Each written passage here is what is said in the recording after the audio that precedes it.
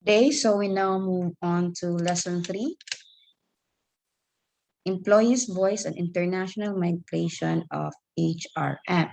So for the objective of these discussions are, so consider the concept of employee voice and the various forms this may take, examine the regulation and practices of employee voice, explore patterns of employee voice practice across advanced industrialized and developing countries, consider the impact of globalization and multinational companies on employee voice systems and practices.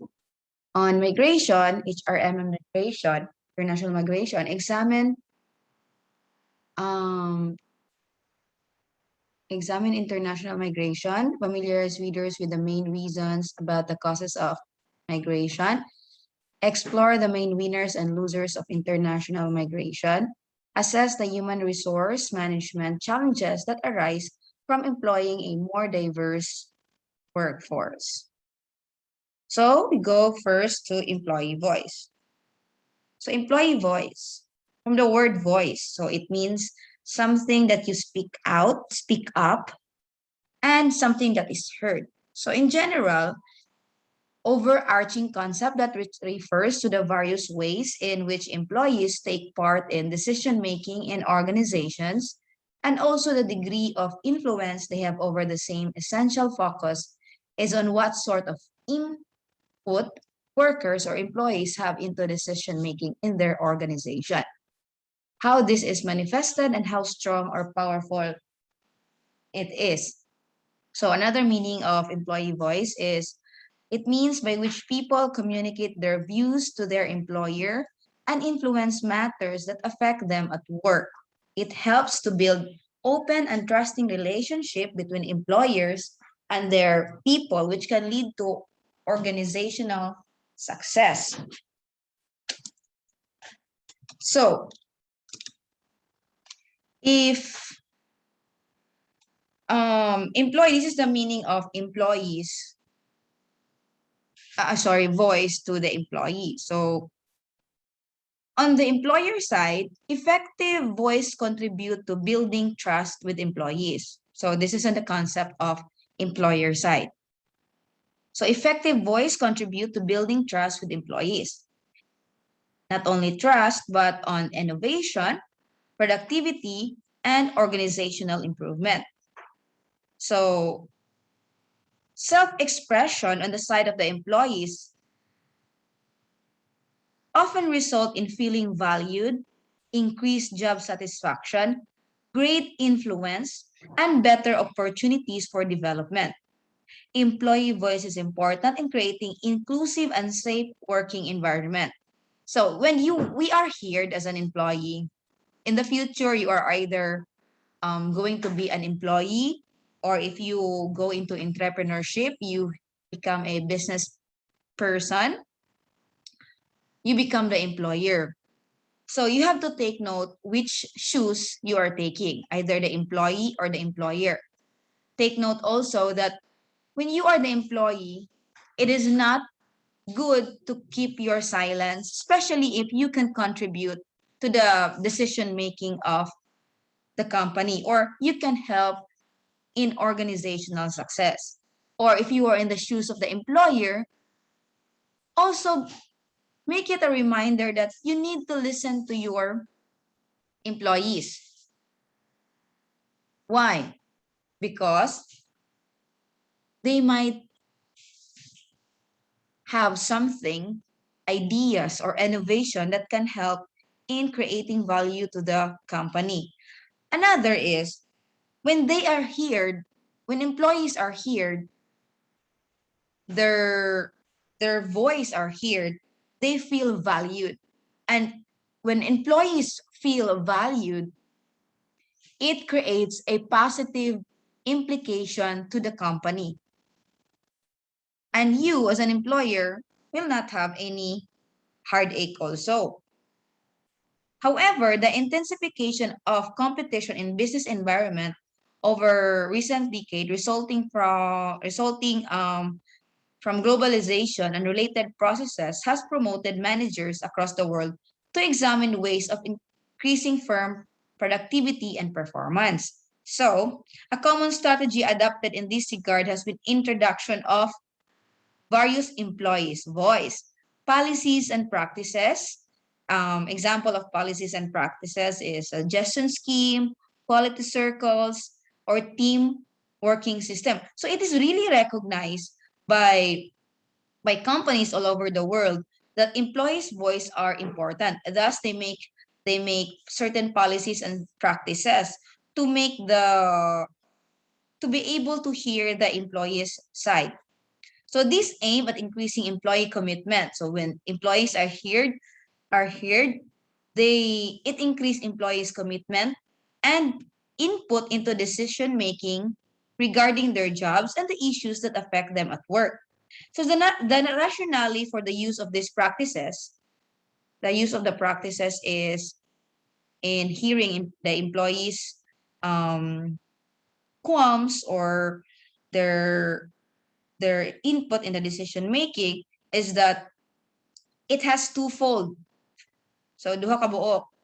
First, employee possesses a great depth of knowledge and expertise regarding what works and what does not work in their organizations, and involving them in decision making means that this can be tapped in and harnessed, resulting in improved business performance.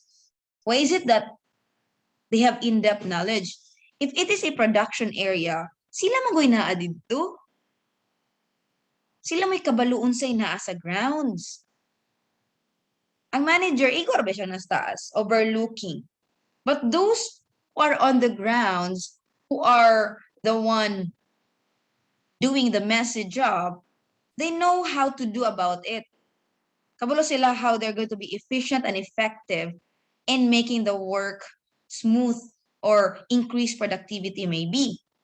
So it's important to hear them so that if their knowledge can be harnessed, then it will improve business performance, right? So the second is informing, consulting, and getting input of employees are seen to enhance their commitment and buy-in. So what is this? Their commitment and buy-in. It means when they are committed to the organization, the chances of higher attrition is low. So dili kay sila mamahawa. Kay nakabaluman sila nga gi-value sila kay gidungog man ang ilang mga voices, which again may underpin an increase in productivity, so increase in productivity na pod, or performance improvement. So the management of employees' voice has a consequence, of course, become a key concern for organization in general, and it is therefore of great importance for managers of multinational companies to carefully consider and implement policies and practices in this area. We've been talking about multinational, globalization. So why is it that this employee voice needs to be considered? Why? Because if you are already a multinational corporation, your manpower will be diverse. They have different needs. They have different backgrounds in terms of cultures and the like. So you need to hear them. However, as it will be discussed in detail, designing and implementing employee voice policies are not straightforward exercise for managers of multinational firms because there exists a great deal of diversity. So that's why this also becomes a challenge. Because of diversity, daghan kayong lain-laing tao sa company. So what are they going to do? They have to make an approach that can be considerable around the globe. Okay, so mo pa nilang challenge, but they still need to hear what their people has to say. So the elements of employee voice, we have two: the EI and EP. So employee participation and employee involvement. This will be breakdown later on in what are the definitions. So these are the terms that have been developed to identify and distinguish between different types of employee voice policies and practices. So there are two types of employee voice, where they can be heard in either employee participation and employee involvement. So Rollinson and Dundon define employee participation as the sharing of power between employees and management in the making of joint decision. So in contrast, employee involvement is defined as the soliciting of employee views, opinions, and ideas to harness the talents and cooperation of employees, but without the sharing of power in an eventual decision-making outcome. So you are involved, but wala kay gahom. So EI or employee involvements are actually systems that are generally more direct in nature, wherein individual employees are directly concerned with them. So an example for this is attitude surveys or suggestion scheme. So that is employee involvement. So in EP, employee participation, so this is more on indirect, with individual employee not participating directly, but rather doing so indirectly through elected or appointed representative. So an example for this is in trade unions, the union president become your voice, or in a board meeting where there is a board that represents the employee. So these representatives are the ones who will negotiate to the board or if this is the union president is the voice that negotiates to management. Okay, so I hope you get that. So next is that these are the key characteristics of employee involvement and employee participation. So look at the table. The core focus of EI is gaining, enhancing the commitment of employees to organization. And on EP side, providing employees with opportunities to influence and take part in decision making. So that's why an example of EP is having a representative. And in terms of content, task performance centered ang EI. And then as the definition a while ago, EI, wala kay ni-appeal ka, pero wala kay gahom in making decisions. Nara kay na-contribute. But in EP, power-centered. So it means you help in the decision-making, work tasks, but also more fundamental organizational decisions. So in the origin, it is employee involvement is more on management discretion, whether your opinion may be taken in or taken out. In origin of employee participation is legislation, worker or organization and power. So in more on legality. So authority resides with management. In employee participation, joint and shared. So joint employee voice plus the authority of the company. Mode of involvement in their direct, individual, or work group. That's why an example is suggestion schemes and the like. So for EP, indirect, collective by a representative. I already said this a while ago. So as you can see in the example, the same as what I have done a while ago. So quality circles, staff forums, team working system, suggestion scheme. So here in the EP, so here, this, as you can see, naadjud ang power and legislation, work councils, joint consultative committees, collective bargaining. So diha jud na gahom ang magamit ang employee voice. So ang representative. So here, the changing nature of voice and influence in the workplace. So direct participation. This is the ability to influence decision-making themselves, that is not through representative. It can take different forms, such as control over a wage job, task is carried out, or influence over a wider organization. Actually, in this part of our discussion, it's not only EI and EP. Employees' voice has changed and evolved. So these three actually are some of those change that are being done or practiced in an organization. not necessarily,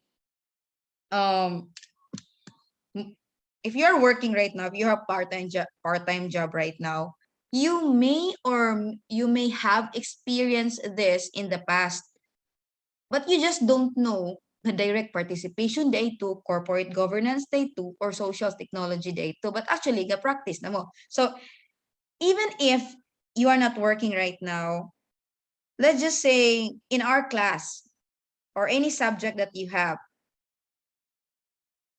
if your instructor is the manager and you are the employees, did they give you direct participation in creating your activities, in creating your outputs and the likes, wherein not necessarily ability to influence decision making through representative like sa EP, employee participation, but in the forms of your leader, your manager gives you control on how to do your job. Like, as long as you create an output that is efficient and effective without compromising our company, then give it to me. So that, I think that is an example of direct participation. Probably you have experienced this. Wala lang kakabalo nga mao na siya. So,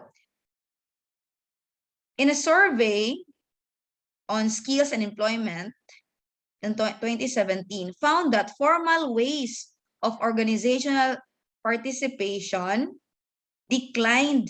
Katong mga karaan ba, EP and EI has declined between 2012 and 2017. But the proportion of employees reporting high influence over decision that affect their work increase. So mo na ni changing kaning nanulod naman ning mga kaning mga direct participation, corporate governance. So katong mga EP and EI, nihinay-hinay siya decline pero naara gyapon siya. This is a survey. But this survey is not in the Philippines. It is outside of the country. I don't know if it is applicable to the Philippines setting, but perhaps it is, because we are now having a lot of multinational companies in our country. A very good example of that is the introduction of BPOs. And then the second is corporate governance. This requires listed companies to ensure that employees' interests are better represented at the board level. One of the recommended option is to include an employee representative on the board. So this is more on EP, corporate governance. So they have representative. And when employees are heard, there are changes in the working environment. Like, you're done with SMP4, right? What's good about, and you have discussed something about this, what's something good about BPO companies is that they don't require you to wear uniform. Probably during that time on the board meeting, the employee representative said that, sir, we want to have a relaxed environment wherein we can wear whatever we want, as long as we can deliver the input or the output and create customer satisfaction. Not only customer satisfaction, it satisfies the organization, because once the customer is satisfied, organization is satisfied, sales goes up, profit goes up. Please let us be who we are in terms of dress code. And then the organization heard this. That's why most, I'm not saying all, but most BPO companies, contact centers and others, they have a really, really laid back dress code. You can wear whatever you want. You can wear shorts if you want when you go to work. I have this cousin-in-law who wears shorts going to work. Because what's important for that company he is working is the output. As long as he can finish the job effectively and efficiently and satisfy their customer. Okay? Corporate governance, this is a normal practice across the European countries. But actually, it's not only in European countries. In our country, this is also slowly been practiced. Some companies are doing more than some, but it's been practiced. So in Europe, or in any country who mandates or who requires corporate governance, there's no such thing as no size fits all, no one size fits all approach in terms of corporate governance. Because dili man pwede nga kung unsay nindot didto ma-apply pod sa laing company. It's not. However, the good thing is because of there are representative in the board, an employee representative in the board, everyone is heard, or the employee side is being heard, okay? We go now social technology. Technology is offering new ways for people to have a voice at work, especially as home, remote, and hybrid working look likely to continue for many employees.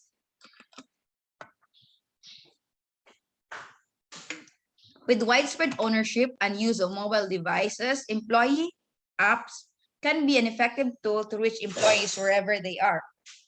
Sometimes pod, kaning social technology, maabusar pod siya. Why? Diba? This is new ways for people to have a voice at work, especially if you are working remotely and the likes. Sometimes, even if you have a application, if you want to be shared by your companies, and you have certain application to do that, certain ways and means and ways to do that, other people, I don't know, other people directly post their hinanakit, their qualms, their worries, their uncertainties on social media.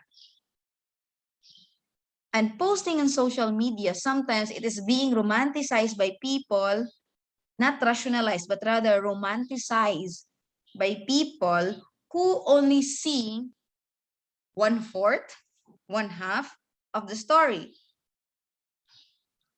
So instead of solving the problem the right way or hearing your voice the right way, it creates chaos to the point na dili na nuan siya madungog or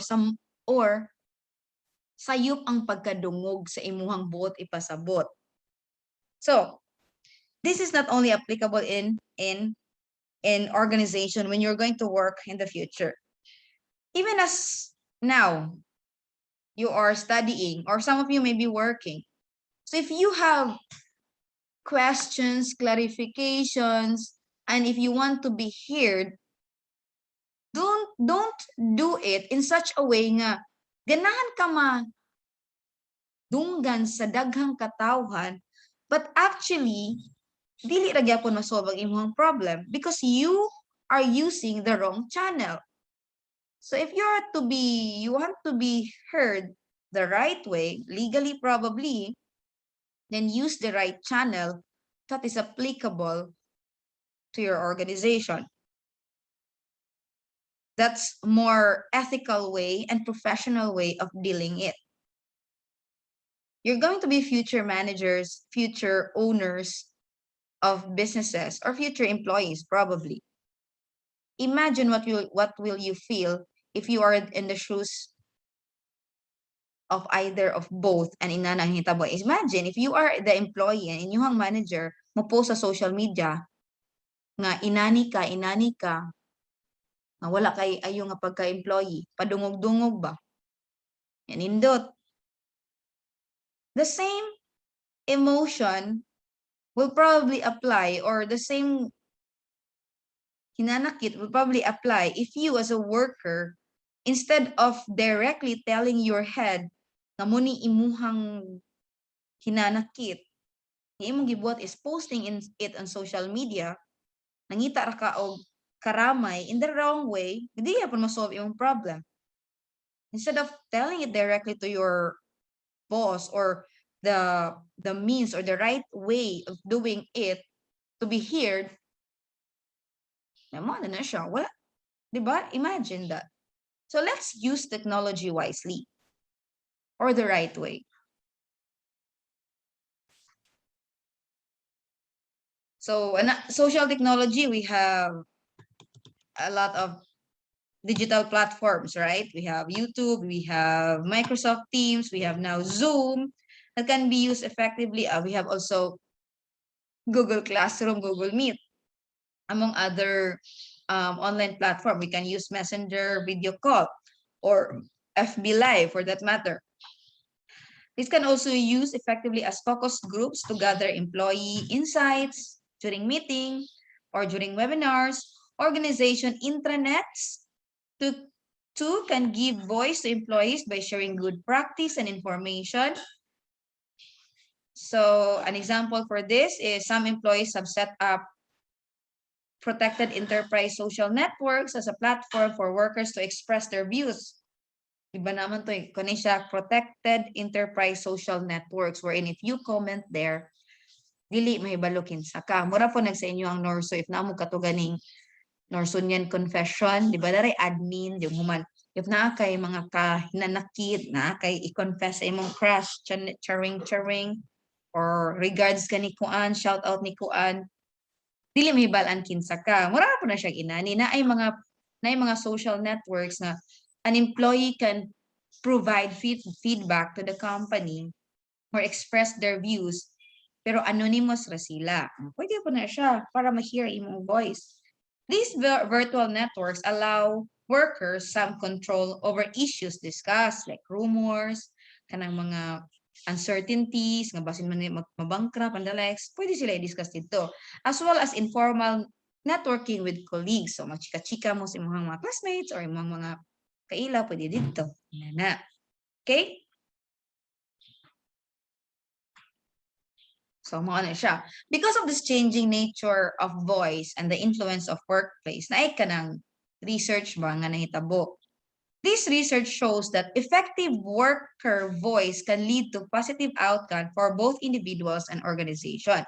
I think I mentioned this, that when you are here and you are part in the decision making, or you are either direct participation, corporate governance, social technology, or EP or EI, participating in decision is important for people's well-being and motivation, as it provides a way to improve work experience and overall job quality. Employers can also benefit from higher productivity and innovation. And of course, because of this, reduce workplace conflict and absenteeism. And then, naapod siya psychological safety.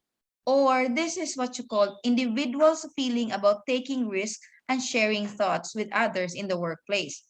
Provides a bedrock for voice. Diba na may usahay nga, dili ka ganan mo voice out, kay basin i-judge ka. So if it is a practice of the organization to listen to your voice without judgment or without being defensive, then it creates a psychological safety nga mo voice out ka. So employees are unthreatened if they voice out.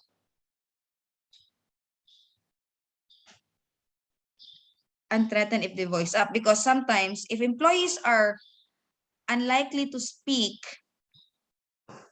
up, if they believe the cost of doing so outweigh the benefits. For example, kana ganing mo speak up ka, di lang ka mo speak up kay basin maunsa pa niya. So this is an example. If they feel that their position in the organization will be threatened, like mo speak up ko ani, mo siguro ma-kick out ko ani kay mani mo na. Power dynamics influence people's willingness to speak up, particularly on information which challenges the status quo or could be judged negatively by the more senior colleague. Like, kana ganing, dili man sa tanang panahon, guys, manarbaho mo pohon or ang empleyado mo or kamo ang mahimong mga manager or owner sa business and then naamoy mga empleyado. It does not mean nga, kung ikaw ang head, ikaw ang tag-iya sa negosyo, kabalo na katanan. There are times nang imuhang mga imong trabahante na po na sila may balaan, then ganahan na sila mo speak up kay basin pwede sila maka-contribute. And then marabag mingon silang hala ma'am natay mas maayo nga way nga mahimo unta na yung mas threatened ka as a owner nga kinsa man ka trabahante ra man ikaw dapat ako yung masunod. Dili, yes ikaw masunod fine and at the end of the day because you are the head, but you also need to listen to your employees because ako na say something ikasulti po nga probably it can help in the business success. So ikaw po kung ikaw may employee kalangmitan mo diri sa atua is maikog ta mo sulti sa atuang head kay base niya mahimo tang threat nila or basin ma-jeopardize atong position especially kung bag-o pa ta like gapalami pa ta kanang dapat magpa good vibes pa ta kay para ma-regular ta nang mahadlok ta mo speak up even if let's just say abuso na ka or you can do na kay nahununaan nga mas better nga pamaagi dili ka mo speak up sige ra bahala na lang na sila anyways mo bitaw na basin po makaingon sila nga gapa hero ko dire di ba so dili na mo speak up so that is also not good murag na siya psychological kanang unrest murag dili ka safe nga makigmusulti sa imuhang opinions rama or ideas probably so that's it. And then lastly, this is part of the study, strong leadership also brings high level of both organizational and individual voice. Quality of leadership is particularly important for individual voice, which is less likely to be effective when leader is seen as weak.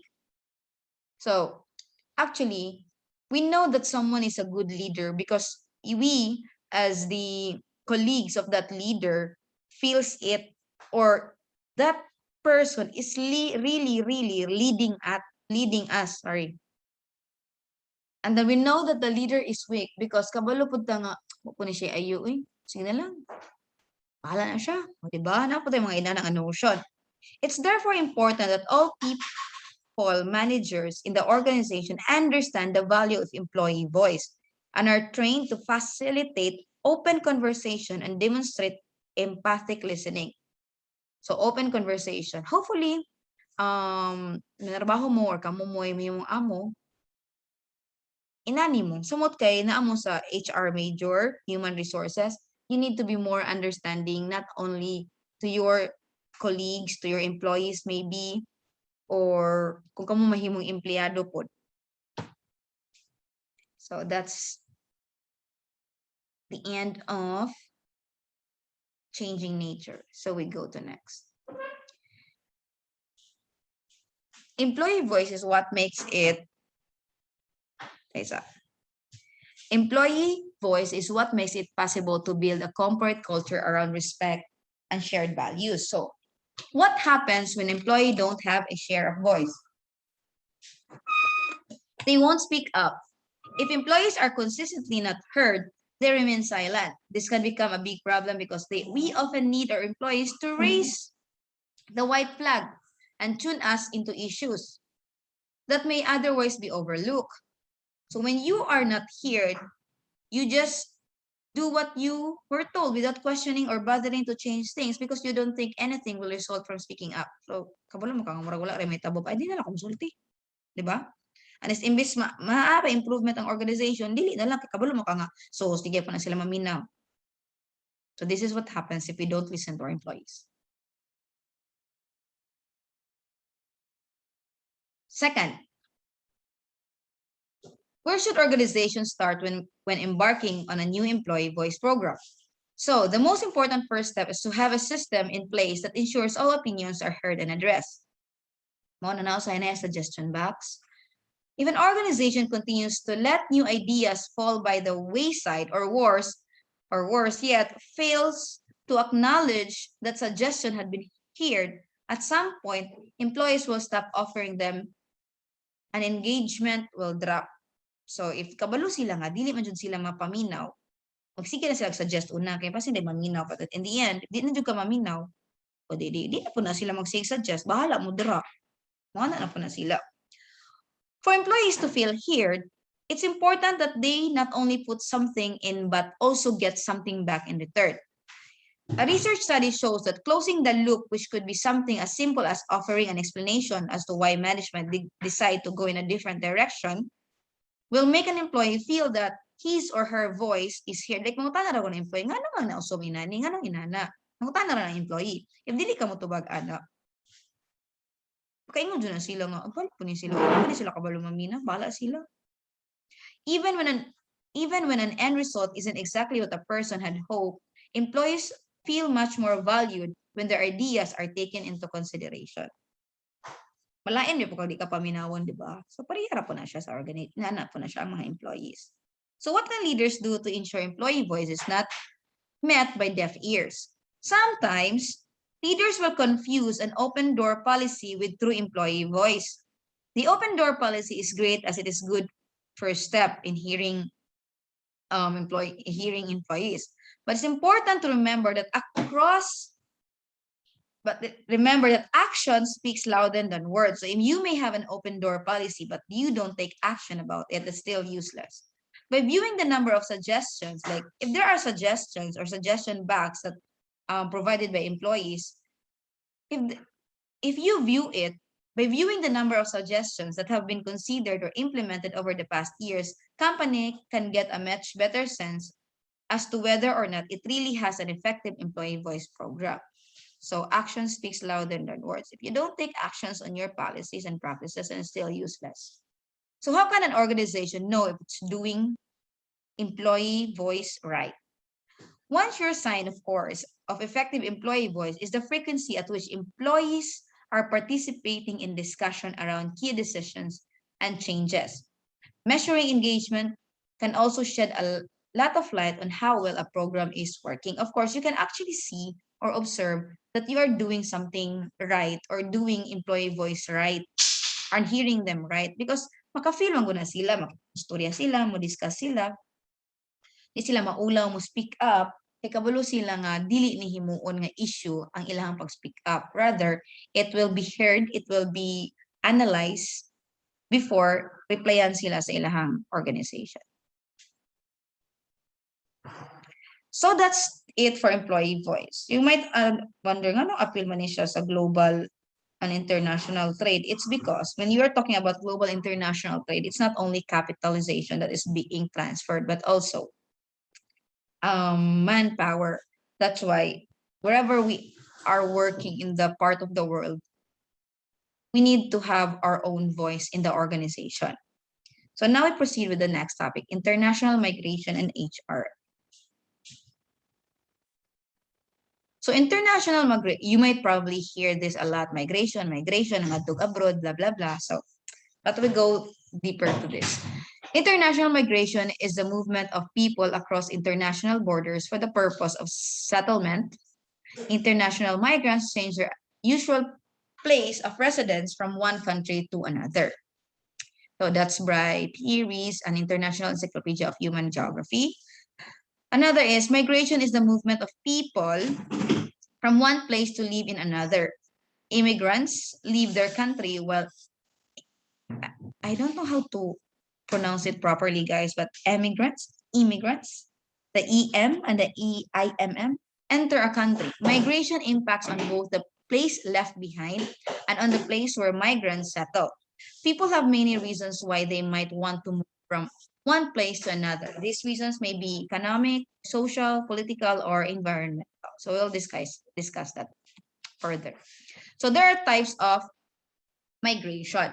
So there is international migration, moving within a state, country, or internal migration or content, or you're from Dumaguete or you're from the Visayas,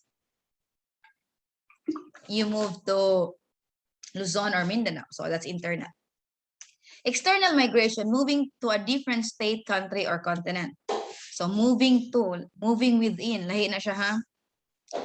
Emigration, leaving one country to move to another. So we have heard this a lot when our fellow Filipinos move to another country for better life.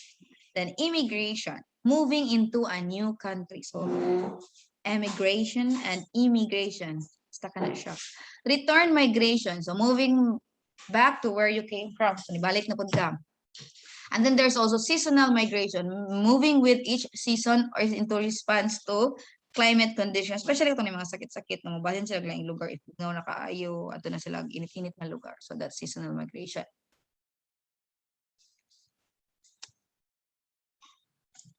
So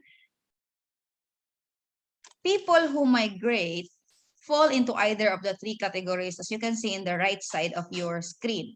Three categories. First is an emigrant. I actually listened to how it is pronounced. Pare-parehara mang good. An emigrant is a person who is leaving one country to live in another. Next is an immigrant is a person who is entering a country from another to make a new home. Pare-parehara siya, no? Pero lahi dyan siya. And then lastly, a refugee is a person who has moved to a new country because of a problem in their former home.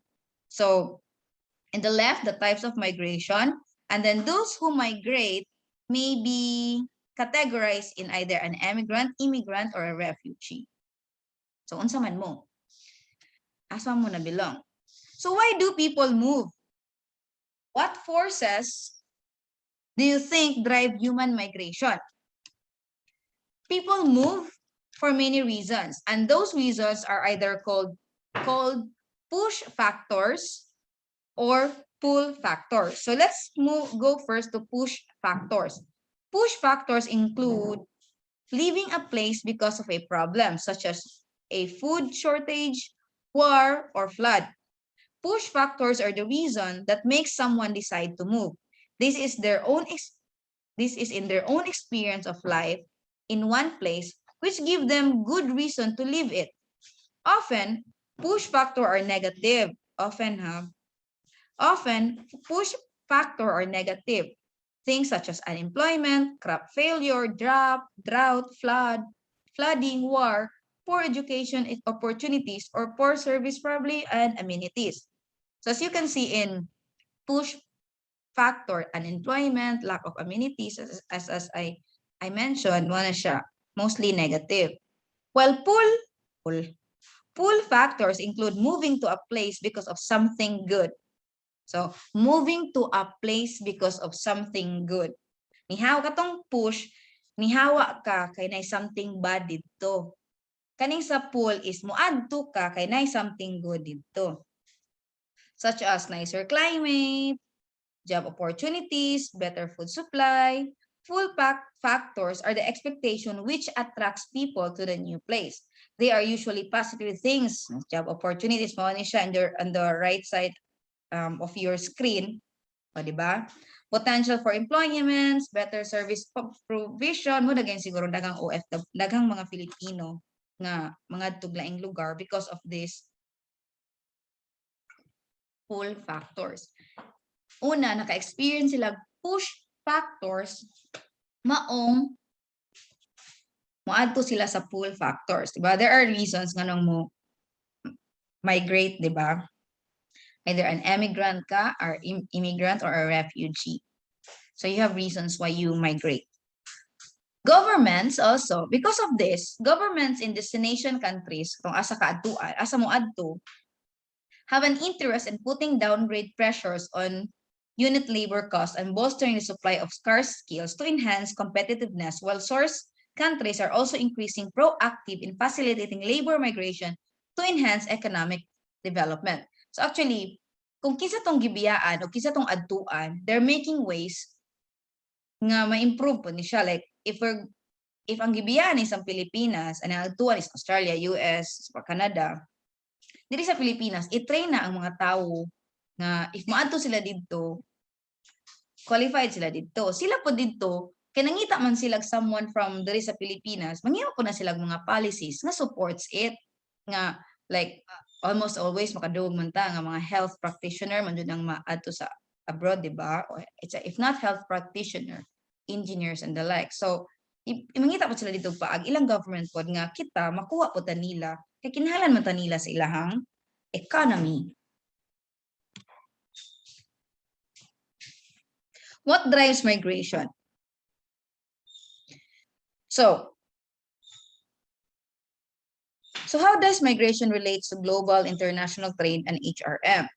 When talking about globalization, the concentration has been on the movement of capital and firms in another country. It is only recently that the mobility of labor has received more attention as employers in most countries are making increased use of migrant laborers to fill highly skilled and low-skilled jobs. At the same time, governments have also become more proactive in targeting migrant workers to enhance competitiveness and address labor shortage. Policymakers in source countries have also altered their orientation to labor migration. So it's not only migration because there's something wrong with the place where you came from, or the experiences of life, a negative experience of your life that mo balhin ka sa laing lugar, but also globalization drives migration as well. Kay dili lang pod ang migration is katurang internal ra within another state ra or another part of your country or continent. So it's not only capital that is being migrated or firms, because even if capital is migrated, without the people that does the manufacturing or providing the service, mo po na siya, dili po na siya mo work ang company. And then some countries, like actually in the book that I gave you and the book that I used for this for the main discussion, the Philippines has been a very good example in terms of migration, because like New Zealand, it's mentioned Australia, and parts of the States, parts of America, mas ganahan sila og Philippine nurses ang ilaha nga magtrabaho sa ilahang mga kuan, ilang mga hospital. So it enhance kita po diri, ngayon po nga sige pag nurse kay para makaadto kag abroad, so mga po na siya. So governments in destination countries have an interest in putting down what I think I already said this. So migration flows stem from existence of geographical wage differential, which are governed by laws of supply and demand. So actually, what drives migration? Globalization drives migration. Diba? On the first part of this discussion on migration, people migrate because maybe environmental factor, but there's also economic factor. So this is where law of supply and demand applies.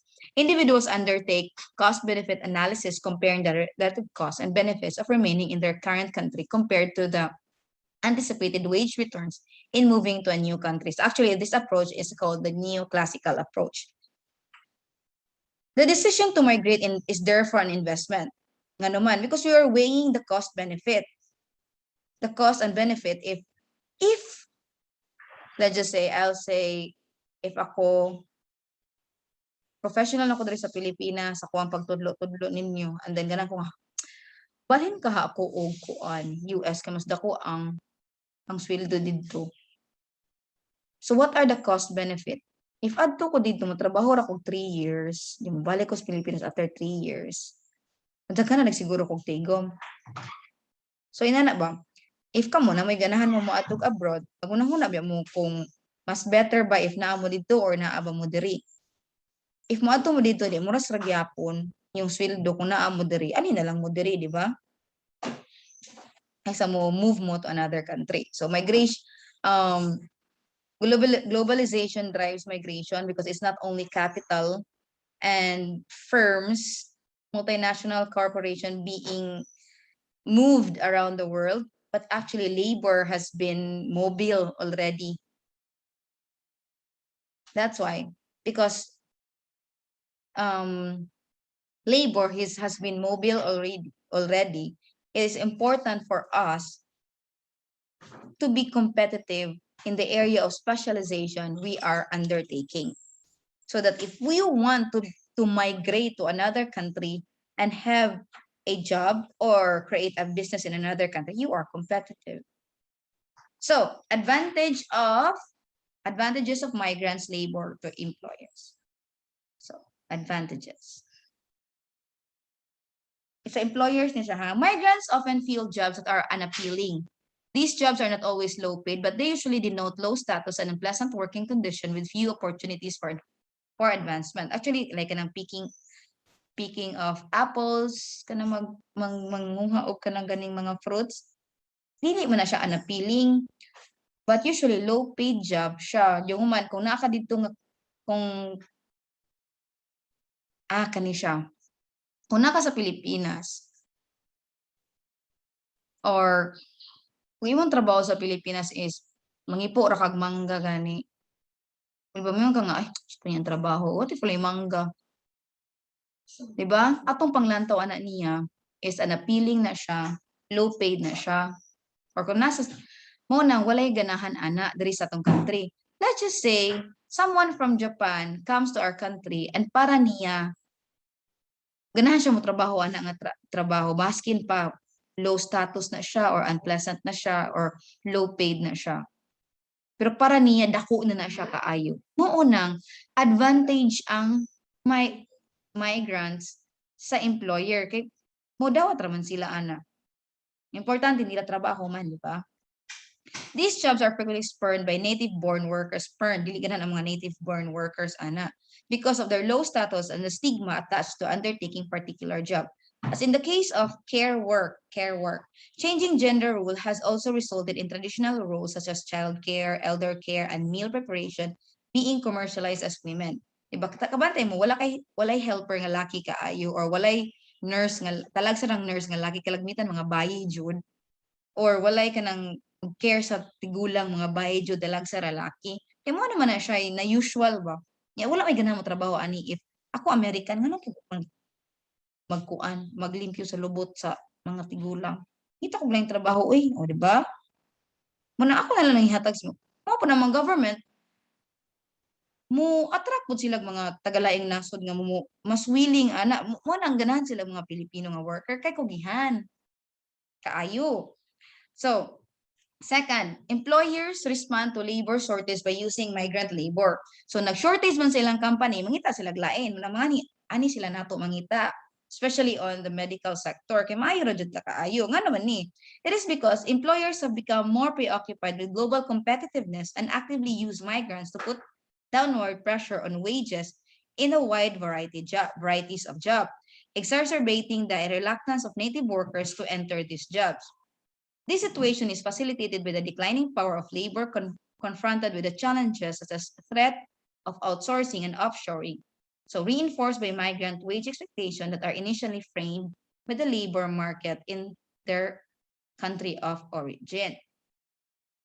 And then third, employers also have a significant influence on immigration policy because they have strong common interest in maintaining an open immigration regime and expend resources to lobby for such policies. So, Anisha, the Philippines is the best known care with the state indirectly encouraging overseas employment by acclaiming the contribution of migrants. Diba muna natin kanang living heroes, mga new generation heroes, and directly encouraging mobility via institutional support. Actually, our country supports mampod ani. The Philippine Overseas Employment Administration or POEA provides contract labor directly to foreign employers, maritime agencies, and government, and has a regulatory role. For example, arranging mandatory pre-orientation training. These policies generate around $26 billion a year remittance. So this is actually from World Bank 2013, but not without any critics because of concerns about the impact of economic and social fabric of society. This impact is by Paredes of 2005, the author. So there are negative and positive implications of migration sa gibiyaan o sa giadtuan. So we will discuss that in the next few slides. So here, impact of migration sa gibiyaan o sa giadtuan. So the country losing people. So let's just use our country. We are the losing people. Kay gibiyaan ta. May advantage na pwede disadvantage.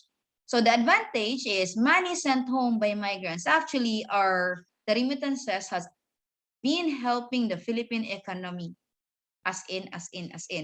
Your economic teachers probably has discussed this to you. that our remittances has greatly helped our economy.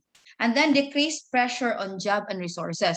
Okay, it is the role of our government also to provide jobs, to attract investors, to create jobs in the country. So because nagmangadto man sila sa gawas, decrease the pressure on jobs and resources. Migrants may return with new skills. So when they return, they may contribute a new pool of skills. So that's the advantage. However, with advantages comes disadvantage. People of working age move out, reduce the size of the country's potential workforce. Gender imbalance are caused as it is typically men who seek to find employment elsewhere. Women and children are left. Brain drain if many skilled workers leave. We have this song. It's an OPM song. Itong maraming, I don't know how to sing, guys, but that's just maraming Pilipinong, parang there are a lot of Filipino going out, nag-abroad sila, kano siya, sure kung nakaduhog na mo, ana, but brain drain, nga naman, women or children are left. If the economy is too young, puros batanon, and then dili sila pwede ma-appeal sa pool of labor, kaya di ba naman ta sa labor nato, is kana ganing the labor, the segment labor, nga, willing ka mo work, kabalo ka mo work, pero dili pa pwede yung edad mo work. Diba? So that's part of unemployment man po nagyapon. Kaya di man dapat kung employed and kuan ka dapat willing and able to work ka.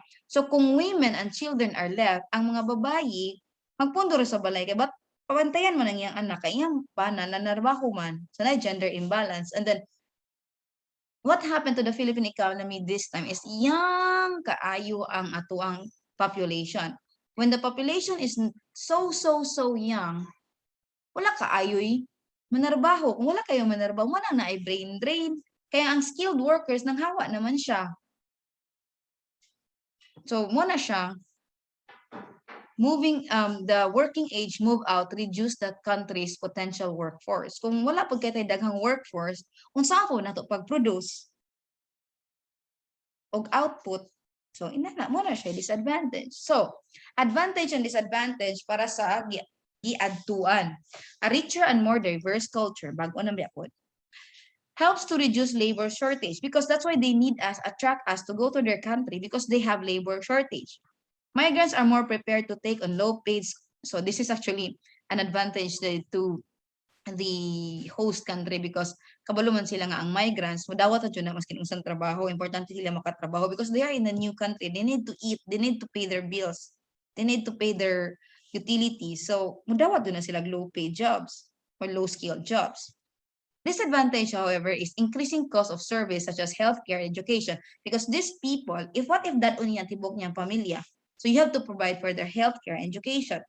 And of course, result in overcrowding. Kaya kung Pilipino imuhang kuanon, yung maadtog US, sa US na dayon or mga Australia or among other highly industrialized country, ganahan man na dat unti pamilya kay, di ba, nihawa man sila sa ilahang lugar, kay ganahan sila mas maayo nga lugar. So this results in overcrowding, and this results also to increase in the service cost of the host country. And of course, disagreement between different religions and cultures. We can actually see this, a lot of this discrimination to the point, not only disagreement, verbal disagreement, but to the point of physical disagreement wherein locals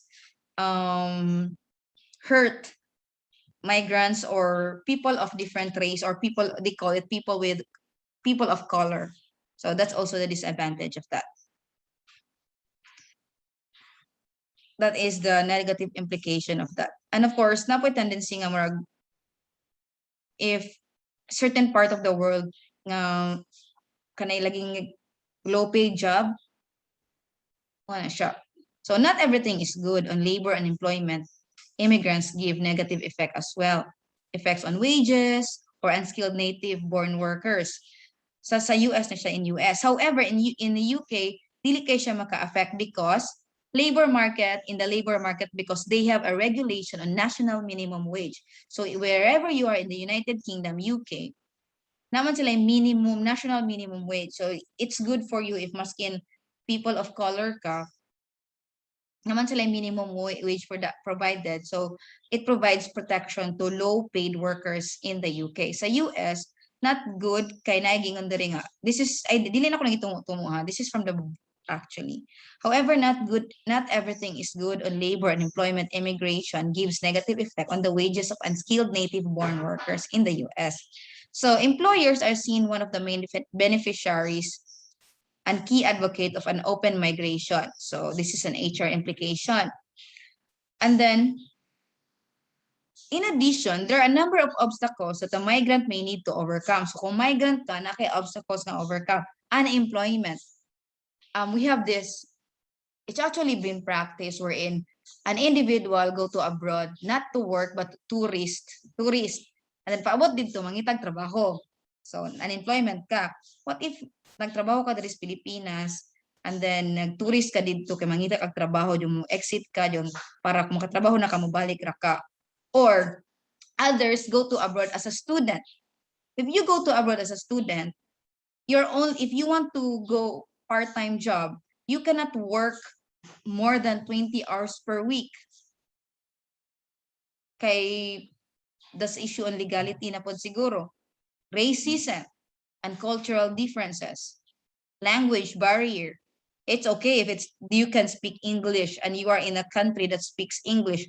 What if the country does not speak English? Kay Filipino are known to know how to speak in English. Diba? Or lack of opportunities. Basin pag abto nimo gaunahuna ka daga abi nimo ay daghang opportunity dito paabot dito expectation versus reality. So these are the obstacles that, or especially if migrants ka nya adto ka na belong sa refugee.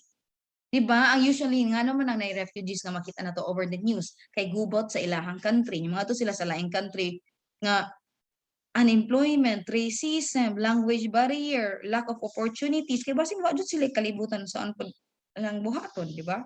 So that's the impact on migration and the things that you have to consider. So these are the top 10 occupations of foreign-born workers. This is in Britain. Sa Britain is siya nga 2014. So process plant occupation, house cleaning, process of food preparation, hospitality management, so hospitality, so in the hospitality industry, health, elementary cleaning, managers and proprietor, hospitality ragyapo, natures and social. So you can see. Next, so Kanisha is the top job of OFW and the top 5 paying jobs of OFW. Top country ni siya guys, actually top countries nga sa OFW. Of course, top job for nursing, medical fields, construction, engineers, administrative workers, teaching, domestic helpers, professional, seaman, entertainer. Oh, entertainer is part. Not necessarily the entertainer, probably the negative one that you're thinking, but kanang mga singer, band, na siya. So, countries nga daghang kayong Pilipino, dagkog sildo. Top 5, there is a top 5, top 10. Sorry for that. I'm gonna change that in the PowerPoint presentation I'm giving you. So Oman, Saudi Arabia, Qatar, Malaysia, Kuwait, Australia. So here are the countries. Actually, nag-thought ko nga na ang US diri. Mas naa pa ang Australia o UK. Naghuna-huna ra pag ko ato, but when I Google it up, mao ni siya. The links are provided at the end of the slide actually for all of this. So this is this link where I get some of those and our book, of course. Thank you and have a good day.